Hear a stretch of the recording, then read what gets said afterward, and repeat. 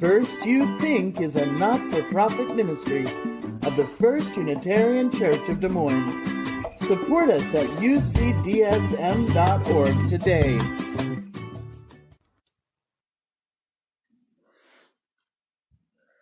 The title of our servers is Renewal of Faith, IDK.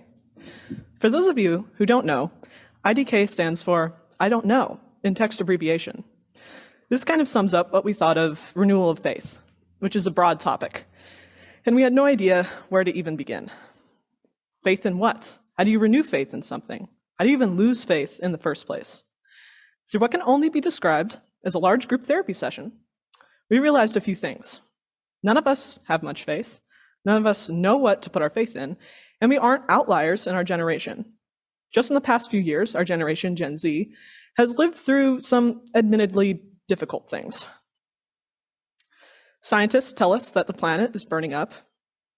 The government stalls for time that no one has on almost any issue possible, and some of the most formative years of our lives have been completely thrown out due to a worldwide pandemic. Is it not understandable that we have a lack in what people traditionally think of as faith? That what some people take as solace, meaning spirituality, or maybe a blind belief in a good outcome, kind of ring hollow for people who have grown up in an age obsessed with tangible thoughts and facts. I ask these questions in the hope that they'll help explain how the world we've grown up in, the world that older people have made, shapes who we are today. In my personal experience, faith started out as something that you just have. Like all people have an eye, or heads, or hands. It was something that adults talked about every Sunday in a tone of solving the mysteries of the universe through faith in some old dude named God. You see, I spent my first 10 years in the Episcopal Christian faith. I went to church and attended Sunday school like a good little acolyte. That is, until the world stopped making sense. I didn't understand this whole all-seeing, all-knowing, old man in the clouds business. What kind of God would condemn their people to suffer through the disease and death and hardship? What kind of benevolent force would allow their children to go through famine and destruction? Suffice to say, no one gave me a decent answer. I figured after a while that the only person I could really believe in to make my own decisions was myself. It wasn't the easiest way out. If I screwed up, which I definitely have, that was on me. The bad and good choices that I would make would be based off of what I personally thought to be the best answer and not based on what some almighty deity ordained. So, this brings us back to faith and the idea of faith. There are different definitions of what faith is. The almighty prophet Google gave me two very interesting definitions to choose from. One, a strong belief in God or in the doctrines and a religion based on spiritual apprehension rather than proof.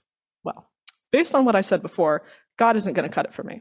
Now, as for spiritual apprehension and proof, that isn't going to do much either.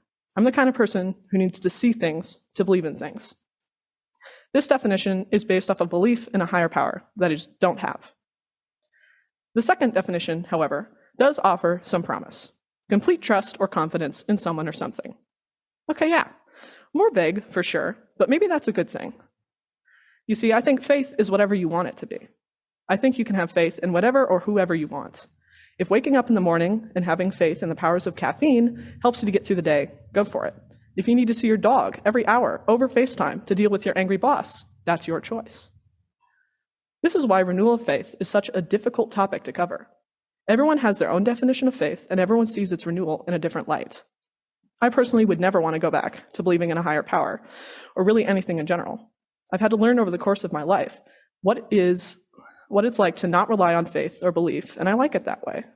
Now, I know decisions I make will have an impact on the life I build for myself. This could mean I have faith in myself, but it also could just mean I somehow manage to trust myself with making decisions. And maybe they're the same thing. Gen Z has a lot of issues that we need to deal with, and they keep growing every day. The question for us isn't why don't we believe anymore, or why don't we believe in God, or even why don't we like religion? The question instead should be why we get up in the morning in the first place. Why we get ourselves out of bed and go through another day and deal with all the uncertainty that surrounds us. For me, this includes my pets, friends, family, and activities that I find worthwhile, and I'm passionate about. Most of all, the act of getting up and going through the day that I find most satisfying, because I, for one, know that it's all you can do when there are people who would relish the fact that you feel tired and don't want to get up.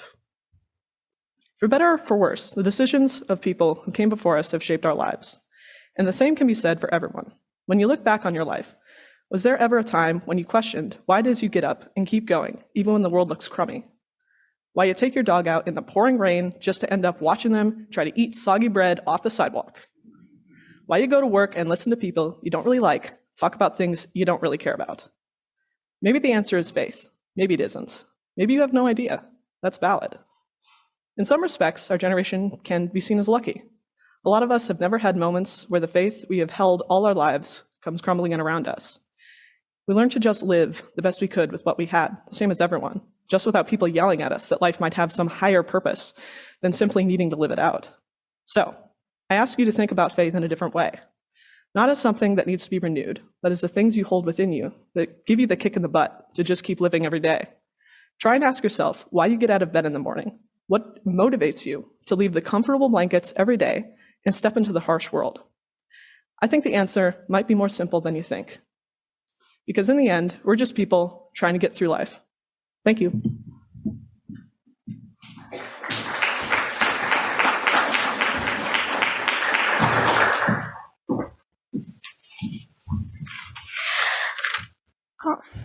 When I first heard that our youth group had to do a service about restoring faith, I laughed because this church is a place where I've always been honest. But I was faced with a dilemma here because how could I honestly go up on stage and tell you all to have faith and believe in yourselves when I can't do the same? I grew up with my parents divorced, and my mom has always been a great parent who has kept me trying even when I fail. But my bio father and stepmother have never made me believe in myself. They tried to make me hate myself so they could have more control, and they succeeded. But last September, I told my dad that I was done and I won't see him anymore. I always thought of that as losing faith. But when I had to sit down to write this speech, I realized that I didn't lose faith. I simply stopped putting it on people who don't love me and will only let me down. I started to put faith in the only person I'm stuck with forever, me. Because I've learned that even if I don't believe that I'm worth love and peace yet, I can try, and I'm not even close to loving myself or being able to trust others quite yet, but I'm learning that I'm not responsible for other people's happiness. I'm learning that I'm not a burden to others. I'm learning how to feel safe in my own home. I'm learning that I don't have to be like my dad. I'm learning to let myself be happy and have fun again, because I've only ever cared about how other people perceive me and how other people view, and I've only ever viewed my worth on how much I can give to others. But that has only ever made me miserable, and I'm exhausted. Even if I can't see the inherent value of myself yet, I know that I still have it. Maybe my perception of faith was skewed by my dad, who told me that he loved me and then never spent time with me and never parented me. Maybe I am still so stuck in my view that I gained from a narcissist that I think I don't have faith when I actually do. Why should I continue to let them dictate my life? So maybe I do have faith. I just needed to put my own definition on it, because faith isn't just family, and faith definitely is not forgiving a parent again and again just because you're scared of them. I have faith in my mom to always provide me with the love and support I need, even when we can't see eye to eye, because her love has no conditions. Love doesn't have a weight range or a time frame, and it doesn't go away even when we don't agree.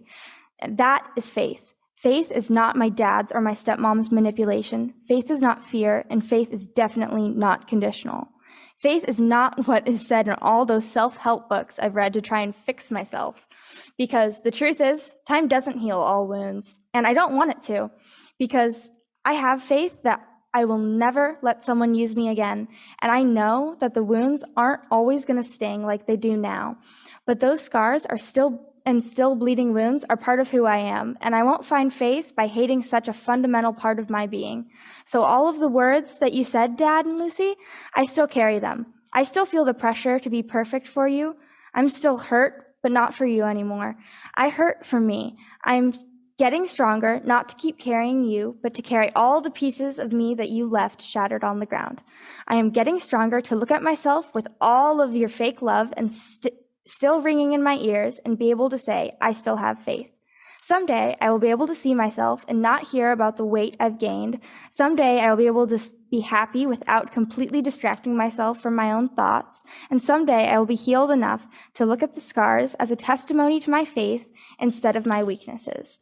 And that is what faith really is, the ability to keep going on when everything and everyone seems out to get you. Looking at yourself in the mirror with the tears still falling from your eyes and flashbacks still playing in your head and saying, I am stronger than you. Even if this pain never goes away, I can carry it and I will. I have faith in myself, faith that I deserve, and faith that I won't let go of again. But if any of you tell me that my trauma was all part of a plan and it made me stronger, I will pull the fire alarm. Thank you.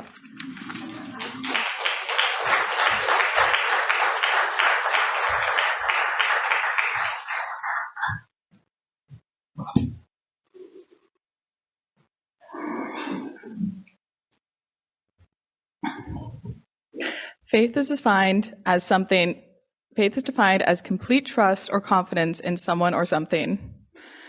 In every close relationship we have, think parents, grandparents, any other family or friends who have been by our side, we put our faith in people. Faith that they will be kind and support us when we need them. That is why it hurts so much when that faith is lost, whether it's torn away in an instant or gradually after being let down time and time again. However, we must continue to put our trust in others. Although it comes with risk of getting hurt, it's the only way to have meaningful relationships. We cannot go through this life alone, and we must sometimes rely on those around us. We must have faith that when we're going through an especially hard time, we will have support, and that there will be someone there to listen to us about our best days. Although it can be scary and take time, it's always worth it to try, because you never know how strong and healthy a relationship could be.